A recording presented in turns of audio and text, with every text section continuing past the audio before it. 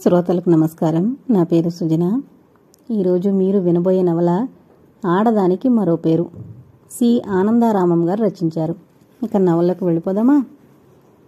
తెల్ల గులాబీ అంటూ మొగ్గ తొడిగింది. కుసుమ్ ఆనందానికి అంతులేదు. అప్పటికి 101సారి ఆ మొగ్గని చూసుకోవడం. ఎర్రటి చిగుళ్ల మధ్య ఆకుపచ్చ తొడిమ, దాని చుట్టూ వాడిగా మొనతేలిన ముళ్ళు, ఆ తొడిమపైగా అప్పుడప్పుడే తలెత్తుతున్న తెల్లని మొగ్గ. ఆ మొగ్గ మరికాస్త పెద్దదైనప్పుడు, రేకులు విప్పుకుని పరిమళాలతో నవ్వినప్పుడు దాన్ని తను స్వయంగా విలాస్ కోటికి తగిలించాలి. ఇది ఎంతో కాలంగా కుసుమ్ మనసులోని అందమైన కళ. నర్సరీకి వెళ్లి తెల్ల గులాబీ అంటూ కొని తెచ్చినప్పుడు, దానిని తనే స్వయంగా ఇంటి ముందు నాటినప్పుడు, ఏ రోజుకా రోజు నీళ్లు పోస్తూ తొడిగిన ప్రతి కొత్త చిగురుని ఆప్యాయంగా చూసుకుంటున్నప్పుడు, ఆ చిగుళ్ల మధ్య ఊపిరి పోసుకుంటున్న ఆశల చిరుమొగ్గ తెల్లగా మెరిసినప్పుడు, ఆ కళ వింత వింత రంగులు కలుపుకుంటూ రోజుకో రకంగా కనిపిస్తోంది కుసుమ్కి. ఫోన్ దగ్గరికి చేరి విలాస్ నెంబర్ డైల్ చేసింది. ఆ ఫోన్ అంటే ప్రాణం కుసుమ్కి. ఈ పాడు సమాజంలో బోల్డని ఆంక్షలు. ఎప్పుడు కావాలంటే అప్పుడు విలాస్ని కలుసుకోవడానికి వీల్లేదు. కానీ ఫోన్ బంగారు తల్లి. ఎప్పుడు కావాలంటే అప్పుడు విలాస్ మాటల్ని వినిపిస్తుంది. నీవు లేక నేను లేను, ఎవరిదో కవిగారి పాట. అది మార్చి ఫోను లేక ప్రేమ లేదు అని పాడుకోవాలనిపిస్తోంది. విలాస్ స్పీకింగ్. అటువైపు నుంచి అతని గొంతు. మనసులో మోహన రాగాలు, తనువులో అనురాగ ప్రకంపాలు, చెక్కిళ్లలోకి వెచ్చని ఆవిరి, ఉరకలు వేసే నెత్తురు గుండెల్లో చేసే హడావిడి. హలో, కుసుమ్ని. అనుకున్నాను. ఎలా? ఫోన్ చేసి ఆలోచిస్తూ. కాదు, కలలు కంటూ కూర్చునేది మరెవరు? నవ్వింది. నీకో మంచి బహుమతి ఇస్తానన్నాను, గుర్తుందా? ఉంది. ఎప్పుడిస్తావు? అతి త్వరలో. మీ వాళ్లంతా ఎక్కడికైనా వెళుతున్నారా? ఎప్పుడు? చే పో, నీకెప్పుడు ఒకటే గోల. పోనీ ఏంటో చెప్పు. చెప్పను. ఒక్కసారిగా నిన్ను ఆశ్చర్యంలో ముంచెయ్యాలి. ఒక పని చేస్తావా? చెప్పు. నీకోసం ఏం చేయను? ఆఫీస్ టైమ్స్లో ఫోన్ చేయకు, డిస్టర్బెన్స్. గబాల్న ఫోన్ పెట్టేసింది. చాలాసేపు మనసంతా చేదుగా అయిపోయింది. ఏ ఆలోచన రానంతగా మనసు మొద్దుబారిపోయింది. నెమ్మదిగా తనకు తను నచ్చజెప్పుకుంది. నిజమే, వర్కింగ్ అవర్స్లో ఫోన్ చేస్తే ఎవరికైనా కష్టమే. ఇంకా అతడు తన మీదున్న ప్రేమతో ఆ మాట వెంటనే చెప్పలేక కొంచెంసేపు మాట్లాడి ఆ తర్వాత అతి కష్టం మీద ఎంతో మెత్తగా చెప్పాడు. ఒక పని చేస్తావా అనగానే మానసికంగా అతడి కోసం ఎంతటి త్యాగం చేయడానికైనా సిద్ధపడి ఏడ్చేయబోయింది. ఇంత చేస్తే తను గబాల్న అలా ఫోన్ పెట్టేస్తే అతడు బాధపడ్డు. తను కోపం తెచ్చుకున్నట్లు అలా పెట్టేయకుండా అర్థం చేసుకున్నట్లు నవ్వుతూ పెట్టేవలసింది. తనకి కోపం తెప్పించినందుకు నొచ్చుకుని బొజ్జగించడానికి మళ్లీ ఫోన్ చేస్తాడేమో. ఆశగా ఫోన్ వైపు చూసింది. అది మోగలేదు. బెంగగా మరోసారి దాన్ని చూసి చదువుతూ వదిలేసిన నవల చేతిలోకి తీసుకుంది. ఈ నవలలు చదువుతుంటే, అందులోనూ తెలుగు నవలలు, తనకి ఒక నవల రాసేయాలనిపిస్తోంది. ఎప్పుడో మొదలు పెట్టేయాలి. మొదలు పెట్టడమే కష్టం. ఒక్కసారి ఎలాగో మొదలు పెట్టేస్తే ఇక పేజీలు వాటంతటవి సాగిపోతాయట. ఆలోచించవలసిన అవసరం లేదట, వరలక్ష్మి చెప్పింది. ఆడవాళ్లైతే చాలు, ఏం రాసినా పత్రికల వాళ్లు వేసేసుకుంటారు, ప్రచురణకర్తలు తీసుకుంటారు అని దానికి ఎవరో చెప్పారట.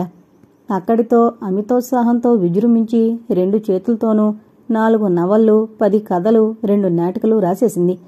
ఎవరూ అచ్చేసుకోలేదు.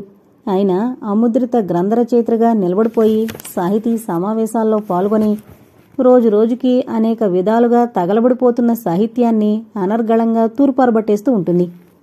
నవల చదువుతుంటే వినోద్ గుర్తుకొచ్చాడు.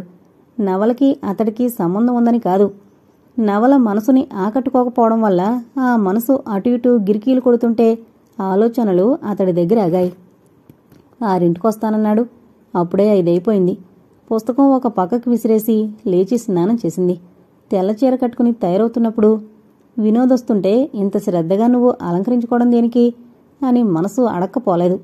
నోర్మి, ఎవరొచ్చినా రాకపోయినా నేనెప్పుడూ నీట్గానే ఉంటాను. గదిమింది. అలా అయితే ఈ హడావుడు అక్కర్లేదుగా. ఊగింది మనసు. మండిపోయింది కుసుమ్కి. ఏంటి నీ గోలా? కొంపదీసి నేను వినోద్ని ప్రేమిస్తున్నాననుకుంటున్నావా? అలా ఒక్కనాటికి జరగదు. అది నా విలాస్కి ద్రోహం. నా కంఠంలో ప్రాణం ఉండగా అంత నీచంగా ప్రవర్తించను. గర్వంగా కసిరింది. 6:00కొస్తానన్న వినోద్ రాలేదు. కుసుమ్ చూపులు అసహనంగా గుమ్మం వైపు పరుగులు తీస్తూ వెనక్కు మళ్లుతున్నాయి. అతడి కోసం నువ్వెందుకు ఎదురు చూడ్డం? వస్తే వస్తాడు, లేకపోతే లేదు. గొణిగింది మనసు. అతడి కోసం ఎదురు చూస్తున్నానా? ఏం లేదు. ఎవరో వస్తారనుకుని పనులన్నీ మానుకుని ఎదురు చూస్తున్నప్పుడు రాకపోతే చిరాగ్గా ఉంటుంది. పనులు మానుకోకు, నీ పనులు నువ్వు చేసుకో. లోపలి మనసు. ఎలా? ఏ పని తోచదు. ఎవరో నవ్వారు. బయట కాదు, లోపల, లోపల. ఆ నవ్వు విని దానర్థం గ్రహించే లోపలే వచ్చాడు వినోద్. వస్తూనే నవ్వాడు. ఆ నవ్వు ముందు ఈ నవ్వు అణిగిపోయింది. నువ్వు తెమ్మన్న పుస్తకాలు తెచ్చాను. బల్ల మీద పెట్టాడు. ఎంత మంచివాడు. తను ఏదైనా అడగాలే కాని ఏనాడు కాదండు. థ్యాంక్స్. ఒట్టి థ్యాంక్సేనా? మరేం కావాలి?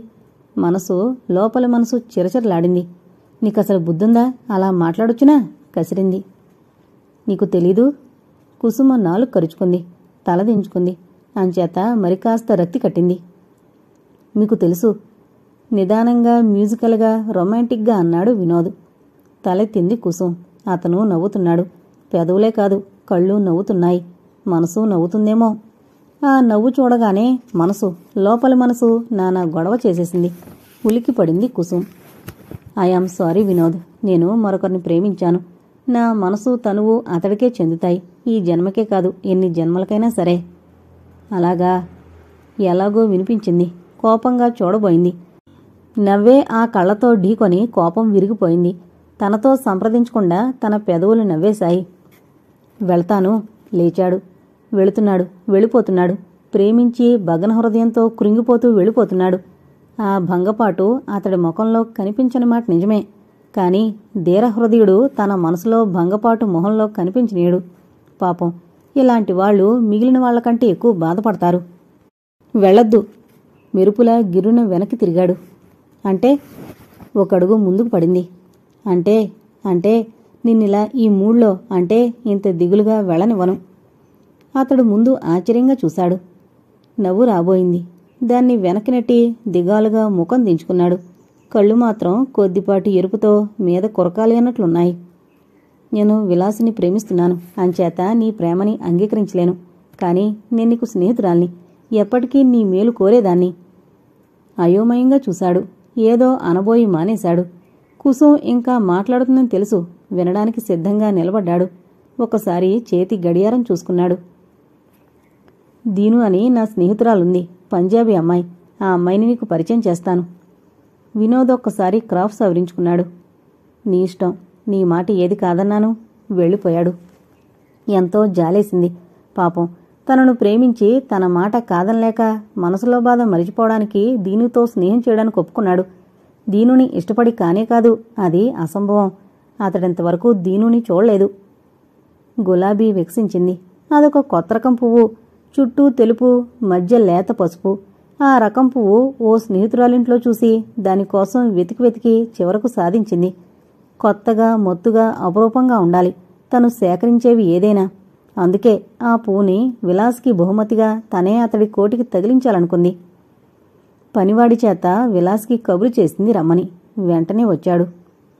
ఈవాళ నీకిస్తానన్న బహుమతి ఇచ్చేస్తాను. అతడి కళ్ళు చకచకా ఇంట్లో వాతావరణం పరిశీలించాయి. ఎవరెవరో ఉన్నారు.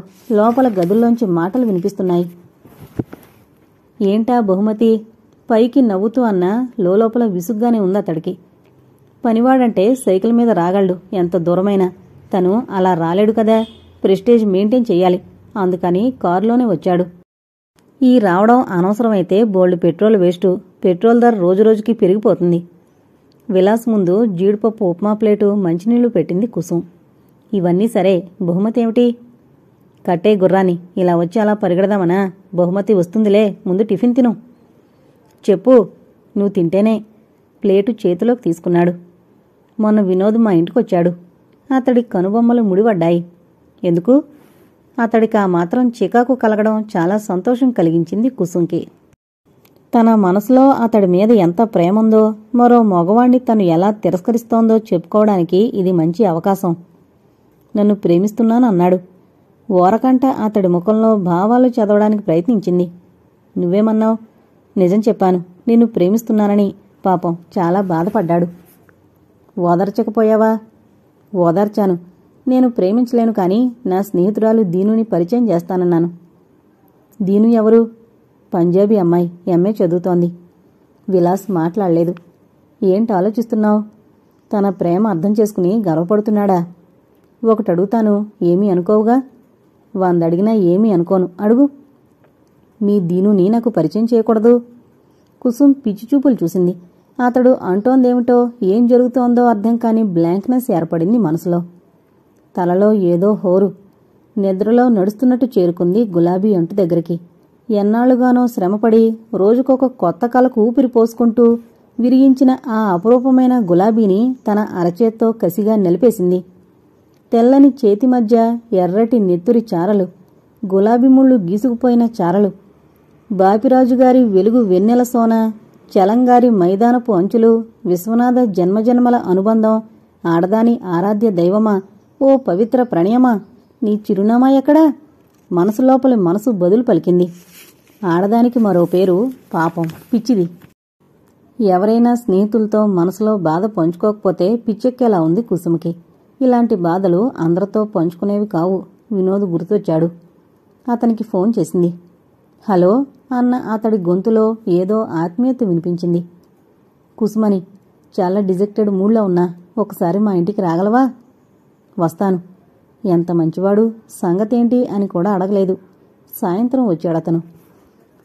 అంచులు ఆయిల్ పెయింట్ చేసిన తెల్లని ఫారెన్ నైలాక్స్ కట్టుకుని తలంటి పోసుకుని ఫారెన్ స్ప్రే కూడా స్ప్రింకిల్ చేసుకున్న కుసుమ్ని చూసి, ఎందుకు బాధపడుతున్నారు అన్నాడు జాలిగా. ఆవేశం వచ్చేసింది కుసుంలో. మగవాడు ఎలాంటి సంకుచిత భావాలు ప్రదర్శించినా ఆడది సహించి ఊరుకోవాల్సిందేనా? ఎంతమాత్రం ఊరుకోకూడదు. ఆడది జీవితంలో ఒకే ఒక్కసారి ప్రేమిస్తుంది. ఒక్క మగవాడికే ఉన్న ఒక్క హృదయాన్ని ఇచ్చేస్తుంది అంటారు. ప్రేమ ఏమైనా జడ పదార్థమా మారకుండా ఉండడానికి? ఎంతమాత్రం కాదు. ఎదుటి వ్యక్తులు ఆ ప్రేమను గుర్తించి గౌరవించకపోతే మారకేం చేస్తుంది? ఇంకా అనేక సందర్భాల్లో కూడా మారిపోతూ ఉంటుంది. నేను విలాస్తో స్నేహం మానేస్తున్నాను. ఎప్పటినుంచి, ఎప్పటి వరకు? నీకంతా నవ్వులాటగా ఉంది. నా మనసులో ఆవేదన నువ్వు అర్థం చేసుకోవడం లేదు. ఈ జన్మలో అతడితో మాట్లాడినింకా. పంచభూతాల సాక్షిగానా? పో, ఇలా వేళకోళం చేస్తే నీతో కూడా మాట్లాడను. వెళ్ళిపోనా? నవ్వుతున్నాడు. కొంచెం రోజులు ఈ నా అశాంతి మరిచిపోయేంత వరకు నాకు నీ స్నేహం కావాలి. I am always your friend. కానీ ఒక్క విషయం. ఏంటి? నేను నీ ఫ్రెండ్గా ఉండాలంటే నీకు దీనుని పరిచయం చేయను. చెయ్యక్కర్లేదు. ఆనందంతో పొంగిపోయింది మనసు. కనీసం ఇతడైనా ఆడదానికి కూడా అహం ఉంటుందని, అది గాయపరచకూడదని అర్థం చేసుకుని మాట్లాడుతున్నాడు. ఆవిడ అడ్రస్సి, నేనే పరిచయం చేసుకుంటాను అన్నాడు వినోద్. మండిపోయింది కుసుంకి. ఈ మగవాళ్ళకి మాట్లాడడం చేతకాదేం? కాగితం కలం చేతికిస్తే ముందుగానే మాటలు రాసుకుని అవి కంటతా పట్టి అప్పుడు అందంగా మాట్లాడతారేమో. MA economics, central university. అతడు డైరీలో అడ్రస్ నోట్ చేసుకుంటుంటే ఆ చేతివేళ్లు గమనిస్తూ కూర్చుంది. ఇప్పుడు చెప్పు. డైరీ జాగ్రత్తగా ప్యాంటు జేబులో పెట్టుకుని అన్నాడు. చెప్పడానికేం లేదు. టీ తెస్తాను, తాగి వెళ్ళు. టీ తెచ్చింది, తాగాడు. నువ్వే చేసావా? చాలా బాగుంది. కాదు, మా పని మనిషి చేసింది. ఎవరు? కొండపల్లి బొమ్మలా ఉంటుంది. ఆ పరికిణి ఓణి వేసుకునే అమ్మాయేనా? దాని అడ్రస్ ఇవ్వనా? ఎందుకు? మీ ఇంటికొస్తే కనిపిస్తుందిగా. తనను తాను మరిచిపోయి నవ్వేసింది కుసుమ్. అది అలా నవ్వాలి. వెళతాను, చాలా పనులున్నాయి. ఏదైనా అవసరమొస్తే పిలవడానికి సంకోచించుకో. I am always your friend. చెయ్యి ఊపి వెళ్ళిపోయాడు. అతడి కారు రోడ్డు దాటే వరకు అటే చూస్తూ నిలబడిపోయింది. పుస్తకం చదవడానికి ప్రయత్నించింది. నవల రచయితరో తెలుసుకోవడానికి వీల్లేకుండా అట్ట చిరిగిపోయింది. పవిత్ర ప్రేమ తెగ వర్ణిస్తున్నాడు. రచయిత్రి కావచ్చు బహుశా. విసిరేసింది పుస్తకాన్ని. ఇంగ్లీషు నవల తెరిస్తే దానిలో ప్రేమ లేదు, కానీ అది విసిరేసింది. ఫోన్ మోగింది. పడుకునే అందుకుంది. విలాస్ స్పీకింగ్. పడుకుంది. గబాలను లేచి కూర్చుంది. ఫోన్ పట్టుకున్న చేతివేళ్లు వణికాయి సన్నగా. కుసుమ్ ఉన్నారా? నేనే కుసుమ్ని. అనుకున్నాను. ఫోన్ పట్టుకుని మాట్లాడకుండా ఉంటే. ఏం మాట్లాడాలి? నువ్వు నాకు ఎక్స్ప్లెనేషన్ ఇచ్చుకోవాలి. నేనా? ఎందుకు? ఎందుకేమిటి? బహుమతిస్తాను రమ్మని మాట్లాడుతూ మాయమైపోతావా? నేనెంత బాధపడ్డానో తెలుసా? బాధపడ్డావా? పాపం. తన కోసం. ఎందుకలా వెళ్ళిపోయావు? ఏదో దెయ్యం పట్టినట్లు. నువ్వు నేనేం చేశాను? దీనుని పరిచయం చేయమని ఎందుకు అడిగావు? ఓహో, ఆ దెయ్యమా? నవ్వుతున్నాడు. దీనుతోనే పరిచయం చేసుకో, నాతో మాట్లాడనక్కర్లేదు. ఏయ్ పిచ్చిమొద్దు, నువ్వు నా మాటలెప్పుడు సరిగ్గా అర్థం చేసుకోవు. ఏమర్థం చేసుకోవాలి? నీకు నాతో ఇంగ్లీషు సినిమాలకి రావాలనుందా లేదా? ఉంటే మనమిద్దరమే వెళితే బాగుండదని సంకోచిస్తున్నావా లేదా? సంకోచిస్తే? అందుకే దీనుని వినోద్తో పాటు నేను పరిచయం చేసుకుంటే మనం నలుగురం కలిసి సినిమాలకు వెళ్ళొచ్చు. నీతో కలిసి సినిమా చూడాలని ఆ అమ్మాయిని పరిచయం చేయమన్నాను కానీ. ఐఎమ్ సారీ వెంటనే అనేసింది. పాపం, అతన్ని ఎంత అపార్థం చేసుకుంది. ఇప్పుడు మళ్ళీ అలాంటి పువ్వు అతడికి ఇవ్వాలనా ఇవ్వగలదా? ఆ రోజు కోపంలో మొత్తం అంటనే పీకేసింది. పోనీలే, మగవాళ్ళం ఎన్నైనా సహించగలం. నీ పుట్టినరోజు వచ్చే శుక్రవారం కదూ? నీకు గుర్తుందా? మరిచిపోతానా? ఆ రోజు తప్పకుండా మా ఇంటికి రావాలి. వస్తాను. ప్రామిస్? ప్రామిస్. ఫోన్ పెట్టేసింది. తల మీద పెట్టిన ఏదో పెద్ద బండరాయి తీసేసినట్టయింది. మనసు ఏదో గాల్లో తేలిపోతున్నట్లుంది. పోయినసారి బహుమతి అని పిలిచి బాధపెట్టి పంపించింది. ఈసారి అలా కాకుండా ఏదైనా మంచిదివ్వాలి. ఏం కొనాలా అని ఆలోచించి చివరకు మంచి షర్టు పీస్ కొనాలనుకుంది.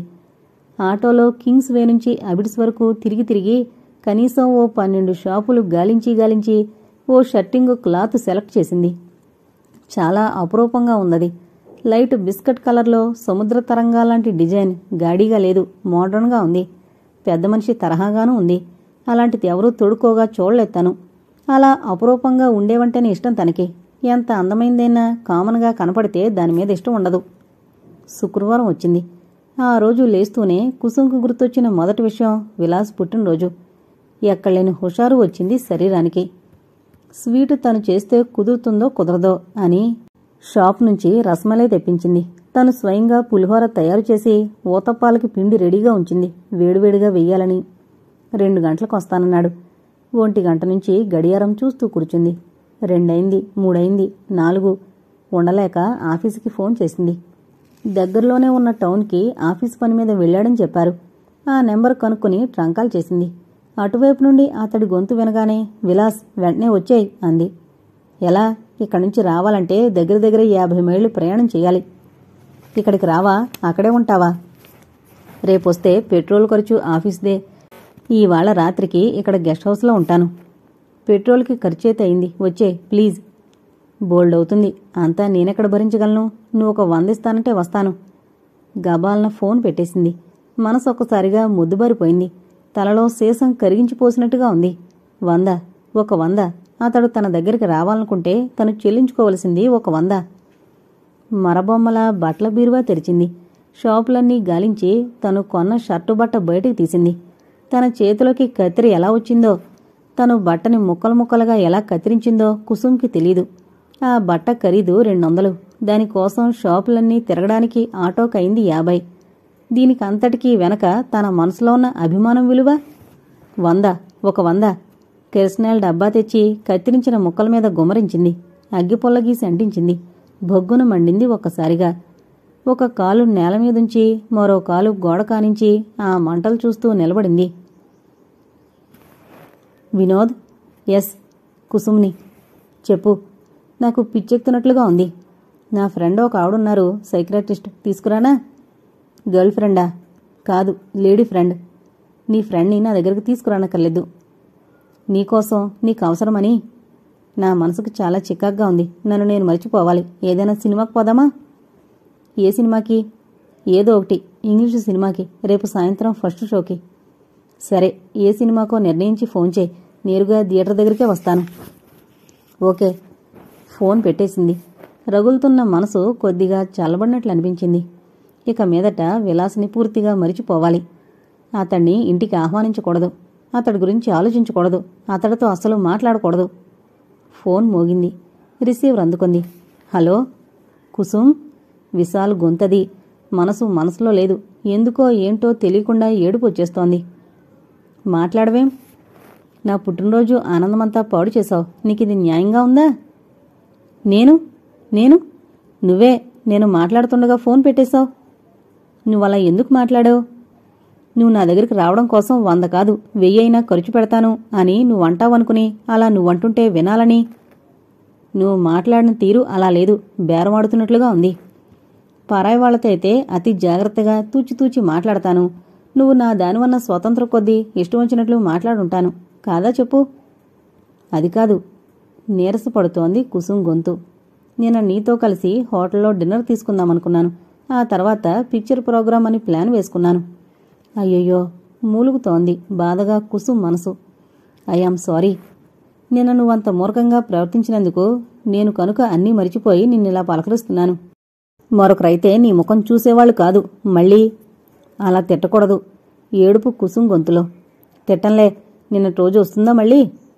సారీ అన్నానుగా. ఫోన్ పెట్టైనా. పోనీ ఇవాళ వెళదామా పిక్చర్కి?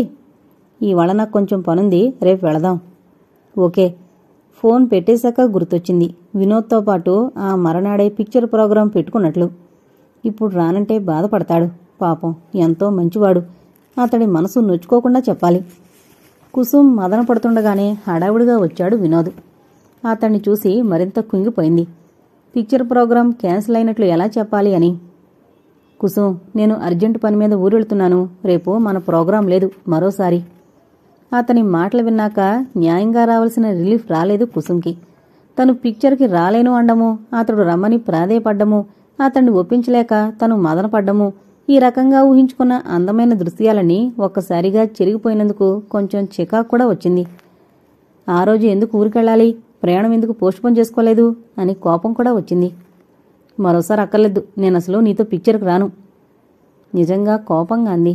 అవన్నీ వచ్చాక మాట్లాడదాం, నేను వెళ్ళిపోవాలి. వెళ్ళిపోయాడు. ఒళ్ళు మండింది. తన మాటలకి కొంచెమైనా బాధపడినందుకు, ఒక్కసారైనా బతిమాలుకోనందుకు.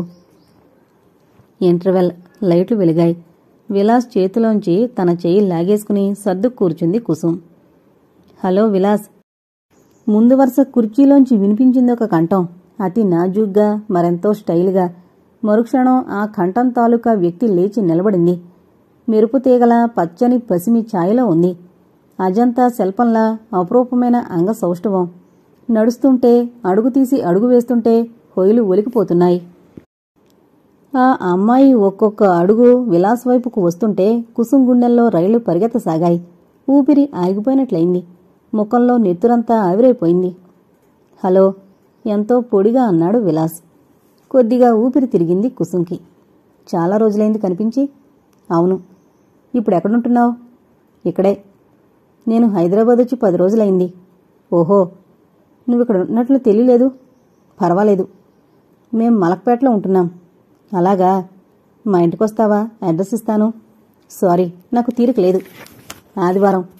ఆ రోజు అపాయింట్మెంట్స్ 15 రోజులు ముందుగానే బుక్ అయిపోయాయి. లైట్లు ఆరిపోయాయి. వస్తాను. అక్కడి నుంచి కదల్లేనట్టు నెమ్మదిగా అడుగులు వేస్తూ వెళ్ళిపోయింది. కుసుం ముఖంలోనికి తిరిగొచ్చేసింది నెత్తురు. గుండెల్లో రైళ్లు ఆగిపోయాయి. మనసు ఉల్లాసంగా చిందులేసింది. విలాస్, ఆ అమ్మాయి ఎవరు? హాల్లో మిగిలిన వాళ్ళకి వినపడకుండా అతని ముఖం దగ్గరగా ముఖాన్ని తెచ్చి గుసగుసగా అడిగింది. అలా చీకట్లో అతనితో మాట్లాడడం కుసుంకి చాలా ఇష్టం. శ్రీమతి సంపా ఘోష్. శ్రీమతి? అఫ్కోర్స్. ఘోష్ ఎవరో ఎవరికీ తెలీదనుకో. అంటే అదంతే, కాస్త విసుగ్గా అన్నాడు. అతడలా విసుక్కుంటే మళ్ళీ పలకరించాలనిపించదు. ముడుచుకుపోయింది. గమనించి నవ్వాడు. తర్వాత చెప్తాను వివరంగా. కుసుం ఆలోచనలోంచి పోలేదు ఆ అమ్మాయి. సంపా ఘోష్. ఎంత బాగుంది పేరు కూడా. అంత అందమైన అమ్మాయి దగ్గరకొచ్చి పలకరించినా ప్రాపర్ రెస్పాన్స్ ఇవ్వలేదు విలాస్. నిజానికి ఆ అమ్మాయికున్నంత అందం తనకి లేదు. అయినా విలాస్ తన మీద చూపిన అభిమానం ఆ అమ్మాయి మీద చూపలేదు. శరీర సౌందర్యం కాదు ప్రధానం, ఆత్మ సౌందర్యం. భౌతికానుభవాలు కాదు కావలసింది, పవిత్ర ప్రేమ. విలాస్, చెప్పు. స్క్రీన్ మీద నుంచి చూపులు తిప్పకుండానే అన్నాడు. ఆ అమ్మాయి అదే శ్రీమతి సంపా ఘోష్. చాలా బాగుంది. ఇప్పుడింకా కొంచెం పాడైంది. ఇదివరకు ఇంకా బాగుండేది. నోరంతా చేదుగా అయింది కుసుంకి. ఆ అమ్మాయి వాళ్ళింటికి రమ్మందిగా, వెళ్లలేదేం?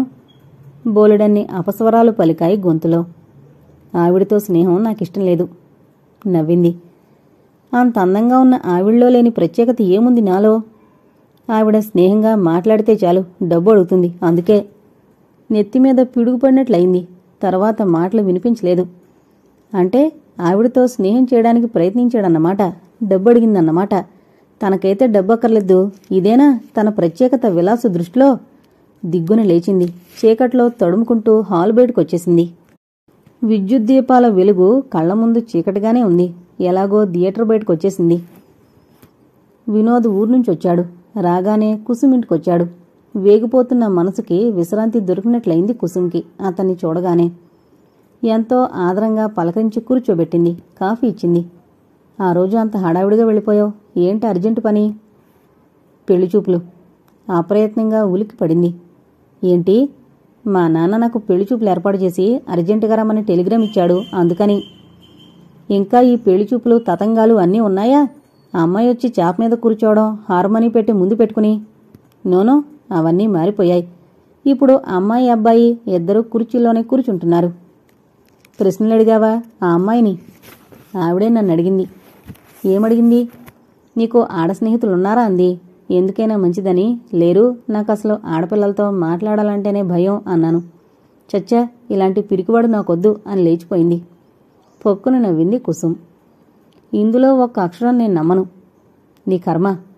నీకు శ్రీమతి శంపా ఘోష్ తెలుసా? ఒక శంపా ఘోష్ తెలుసు. శ్రీమతి అవునో కాదో చెప్పలేను. మెళ్ళో మామూలు గొలుసుంది లాకెట్తో. మెళ్ళో ఏమున్నాయో కూడా చూసావన్నమాట. ఒకసారి చూసినప్పుడు. భుజాలెగరేసి ఊరుకున్నాడు. మర్యాదగా నవ్వింది. ఆవిడతో నీకెలా పరిచయం? ఎవరావిడ? అనగనగా ఒక రోజున ఒంటరిగా హోటల్కి వెళ్ళాను. ఒక టేబుల్ దగ్గర ఒంటరిగా ఒక ఆవిడ కూర్చుంది. పొడుగ్గా, కొంచెం లావుగా, పచ్చగా, ఆకర్షణీయంగా. తర్వాత చెప్పు అడ్డుకుంది కుసుం. ఆవిడ ఒంటరిగా ఉంది పాపం అని నేను ఆ టేబుల్ దగ్గరే కూర్చున్నాను.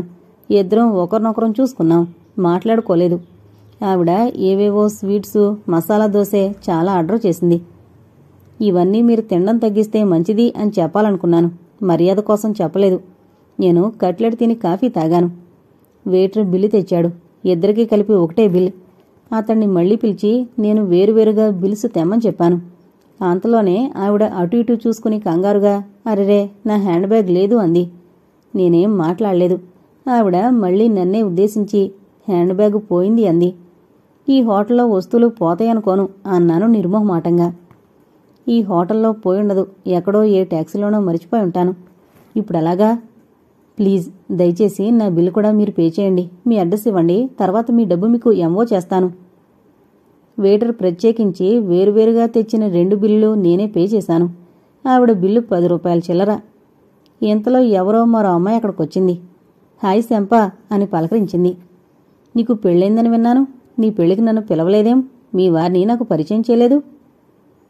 శంపా కొంచెం కూడా తడుముకోకుండా నన్ను చూపించి, ఈయనే మా వారు శ్రీఘోష్ అని వెంటనే లేచి నిలబడి ఇంక వెళదామా అంది. హోటల్ దాటి రోడ్డు మీదకొచ్చే వరకు ఆవిడతో కలిసి నడిచాను. ఆవిడ నడుస్తోంది. టక్కున ఆగిపోయింది. కనుబొమ్మలు చిట్లించి మీరు నాతో ఎందుకొస్తున్నారు అంది. మీకు నా అడ్రస్ ఇవ్వడానికి, లేదా మీ అడ్రస్ తీసుకోవడానికి. దేనికి? నేను చెల్లించిన బిల్ డబ్బుల కోసం. నేను మిమ్మల్ని నా భర్త అని ఎందుకు పరిచయం చేశాననుకున్నారు? నా బిల్లు భారం భరించారని. ఇక వెళ్ళండి, నా వెంట పడకండి. ఆగాడు వినోద్. ఆ తర్వాత? ఆపుకోలేని కుతూహలంతో అడిగింది కుసుం.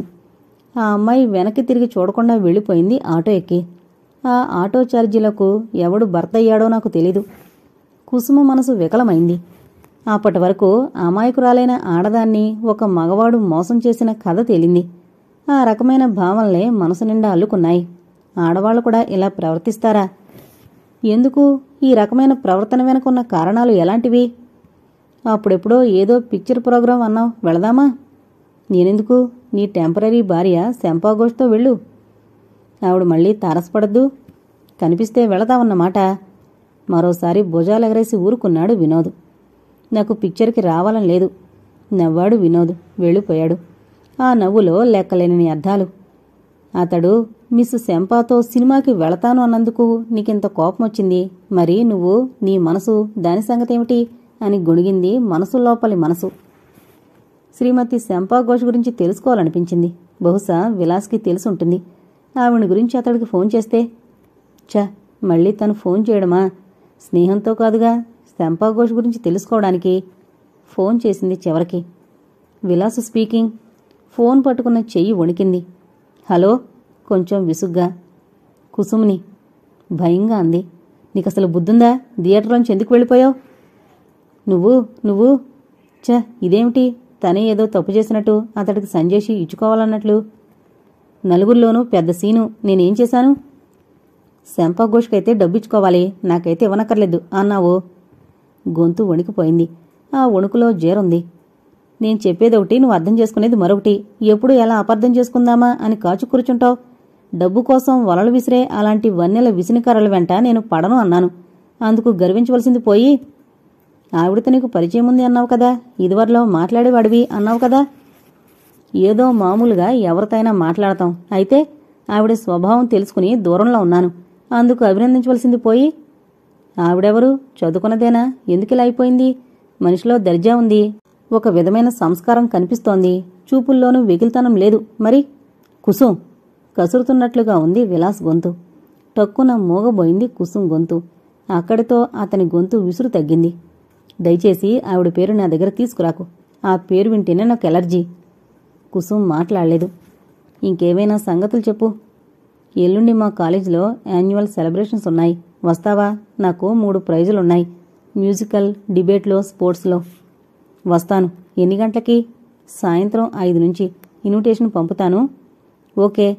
ఫోన్ పెట్టేసింది. మనసంతా ఉల్లాసంగా ఉంది. విలాస్తో తనకేమీ అపార్థాలు లేవనుకుంటే, అతడు తనని హట్ చేయలేదనుకుంటే అప్పుడే మనిషికి స్థిమితం. బహుశా ఈ మనసు అలా తనని తాను నమ్మించుకోవడానికే ప్రయత్నిస్తూ ఉంటుందేమో ఎప్పుడు. కాలేజీలో ఫంక్షన్ జరుగుతోంది. గ్రౌండ్లో వేదిక మీద డిపిఐ గారు ఏదో ప్రసంగిస్తున్నారు. కుసుం కళ్ళు మాత్రం హాలంతా గాలిస్తున్నాయి విలాస్ కోసం. అతడు కనపడలేదు. ప్రైజు డిస్ట్రిబ్యూషన్ ఐటెం వచ్చింది. కుసుంలో బహుమతులు అందుకుంటున్న సంతోషం లేదు. ఏదో వెలితి మనసు నిండా. చివరి వరకు హాలంతా కళ్ళతో వెతుకుతూనే ఉంది. విలాస్ కనపడలేదు. ఆ మర్నాడొచ్చింది ఫోన్ అతడి దగ్గర నుంచి.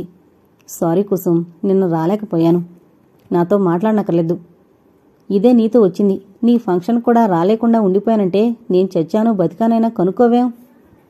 ఏం జరిగిందేమిటి? జ్వరం వచ్చింది. విపరీతమైన జలుబు చేసి ఆ పైన ఉపద్రవమైన తలనొప్పి. నిన్నంతా మంచంలోనే పడుకునున్నాను. బహుమతి అందుకుంటున్న నిన్ను ఊహించుకుని కాదు. పో, అన్నీ అబద్ధాలు. అయితే అసలు మాట్లాడను. కావాలంటే వచ్చి చూసుకో. ఇంట్లో నుంచే మాట్లాడుతున్నాను. ఫోన్ పెట్టేసింది. ఒకసారి అతడి ఇంటికెళ్ళి చూడాలనిపించింది. బాగుండదేమో. అతడి మాటలు అనుమానించినట్టు ఉంటుందేమో. ఆహా, అందుకాదు. అతడి కొంట్లో బాగలేదు కదా, అంచేత ఒకసారి వెళ్లి చూసొస్తే బాగుంటుంది. కుసుం వెళ్లేసరికి విలాస్ నిజంగానే మంచంలో పడుకునున్నాడు. మనసంతా ఆర్ద్రమైపోయింది ఆమెకు. మంచంలో అతడి పక్కన కూర్చుని జుట్టు నిమురుతూ ఇప్పుడెలా ఉంది అంది మెత్తగా. చేతులతో ఆమెని చుట్టి మీదకు లాక్కున్నాడు. నిన్ను చూడగానే జలుబు, జ్వరం, తలనొప్పి కట్టకట్టుకుని పారిపోయాయి అని మరింత దగ్గరగా లాక్కుని చెవిలో గుసగుసగా ఇంట్లో ఎవరూ లేరు అన్నాడు. దొంగ అని అతడి చేతులు విడిపించుకోబోతుండగా కాలింగ్ బెల్ మోగింది. విలాస్ వెళ్లి తలుపు తెరిచాడు. లోపలికొచ్చింది మిస్ చిట్టి జయరాజ్. విలాస్ని, కుసుంని అదొకలా చూసింది. ఓ కుళ్ళునవ్వు నవ్వింది, ఏడుపు మెళాయించి. ఐఎమ్ సారీ విలాస్, నిన్న నీ పెన్ను మా ఇంట్లో మరిచిపోయావు. ఆఫీసుకి ఫోన్ చేస్తే సెలవులో ఉన్నావన్నారు. అందుకని ఇంటికొచ్చాను. ఇదిగో. పెన్ను విలాస్ కందించి కుసుం వైపు తిరిగింది. సారీ, డిస్టర్బ్ చేసినట్లున్నాను. వస్తాను. వయ్యారంగా నడవాలనే ప్రయత్నంలో కుంటుకుంటూ నడుచుకుంటూ వెళ్ళిపోయింది.